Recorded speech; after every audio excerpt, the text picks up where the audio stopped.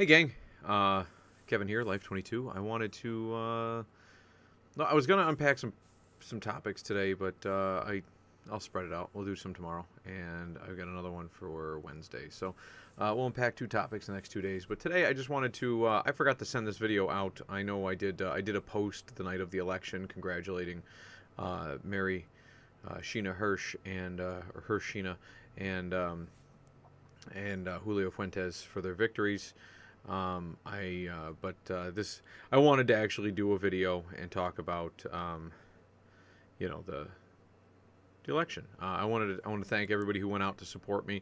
I know there's a lot of people out there, and I also wanted to, again, congratulate the two victors.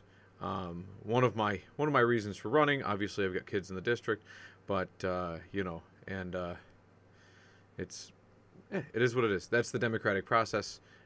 It's very humbling, and yeah. So I hope I wish you two the best, and I hope that you guys can get these teachers a contract, and that you help put our kids back to school full time, 5 days a week, so that we're not holding more kids back. I keep hearing that I think there was a judge that kicked another county's another district's kids and said that they didn't count the Wednesdays or something. So like every one of those kids under New York state law didn't count.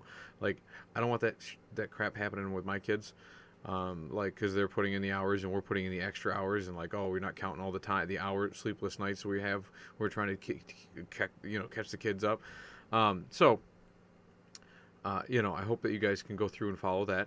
And then on a side note, I know there was a group of people that ran against. I know that there was a group of people that literally came out to vote for the other. There's the two. Julio and Mary ran, and then there was a third candidate besides myself, making four. A lot of people came out to vote for the third candidate, and a lot of it was because it was kind of like the Trump election, right? Like, oh, we're voting for her because she's not Kevin Doherty, or we're voting for her because she's pushing a woke agenda or whatever, and that's fine. You don't want me to win, but here's the other thing. Just because you lose an election does not mean that like I'm gonna go like have to sit in front of the school board and hope that they allow my family to live here because I challenge. It's not some like ritual from the Black Panther where, you know what I mean, like, oh, I'm challenging the king and oh no, I'm banished, and or I have to fight to the death. Like, no, I'm not dead. I'm not going anywhere. My kids are still in the district. I'm going to fight for my children, and my ideology and my my set of beliefs and stuff like that are still with me. They don't just die because I lost an election. And I think a lot of people forget that. They think, oh man, Trump isn't the president. Well, that doesn't mean that all the Republicans just died.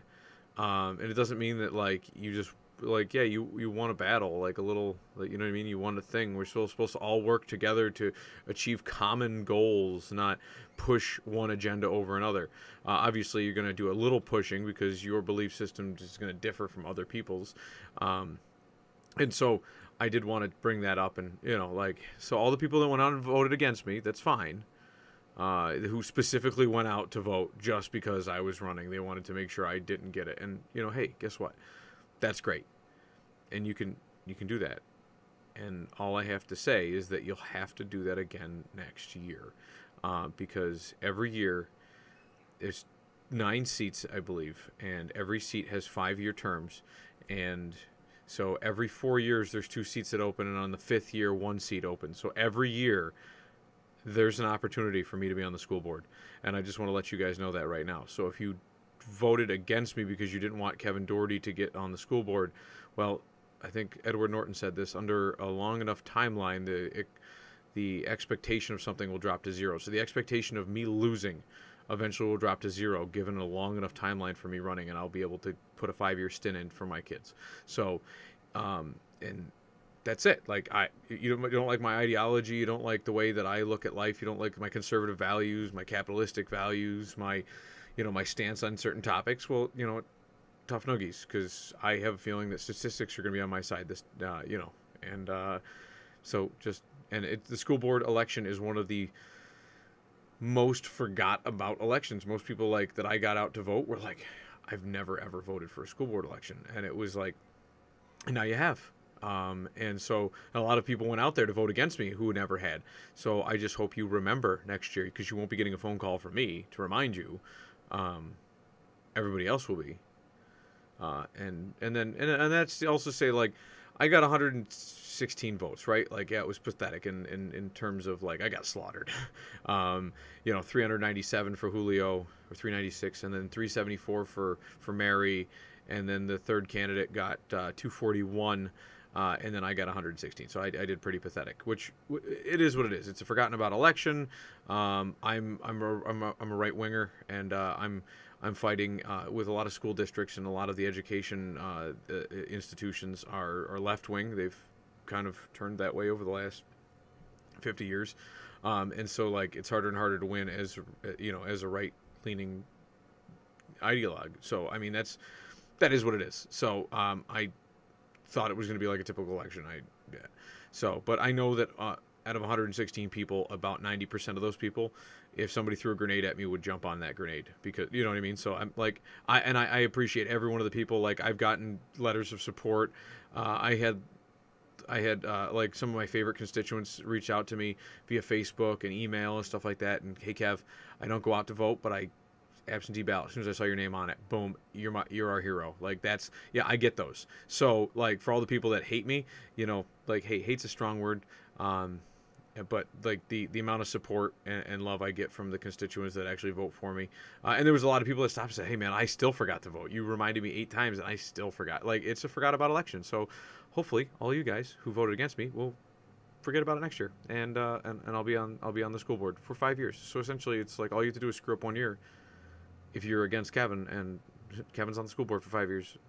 So I just throwing that out there. So yeah, so I mean, there's nothing wrong with the way I think. Like, you guys, like, listen, I don't agree on a lot of topics, and I haven't actually had stances on a lot of topics until, like, every year I come up with new stances on topics. Like, I didn't have a stance on abortion until last year. You know what I mean? Like, I was kind of like, whatever. Like, I didn't think about it, and it didn't affect me. And now I have a stance on it. I have a stance on a lot of things. COVID came out last year, and I have a stance on that. You know what I mean? I have a lot of different stances, and I didn't. COVID forced me to have a stance on my kids' education, because it was kind of like you're plugging and chugging, you're going through the motions, and a lot of people just didn't.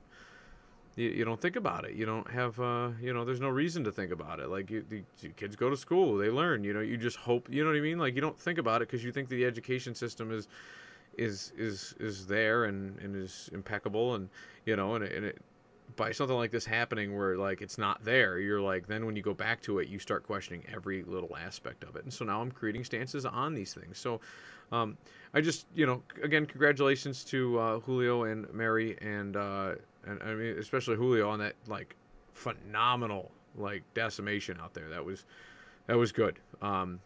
Newcomer to the field. Like, I mean, politics is, everyone says that school board elections aren't politics. Okay, well, yeah, they shouldn't be, but what ends up happening is politics are everywhere, and politics are downstream of culture, and part of culture is, and part of, a culture is our school and our education and how we teach our children. So, like, if somebody wanted to support their political ideology, they would indoctrinate kids in the school. And that's what I'm trying to fight against, is people doing that. But it's already happened, right? Like, there's some people in college forever, I don't know. It's just, it is what it is. But that was an impeccable win on Julio. I mean, like, Mary, you kind of expected her to get higher numbers just because she's the incumbent. She's been in it for 5 years. People know her name. You know what I mean? And the incumbent usually, I mean, even though she landed, like, 4th on the ballot, like, she was on, like, the lineup. Usually that is a telltale sign in regular politics.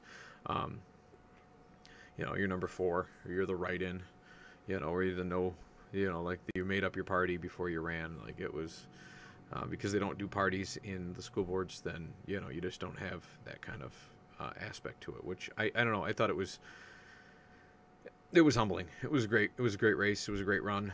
It's quick. It's quicker. It's like lightning rounds. But which is nice to know that it happens every year. So, but Yeah, get our teachers a contract, and congratulations, you two. And we will see you guys next year's polls. We'll catch you guys probably tomorrow. I want to break down a couple of these, a couple more ideas I had from that book I was reading. So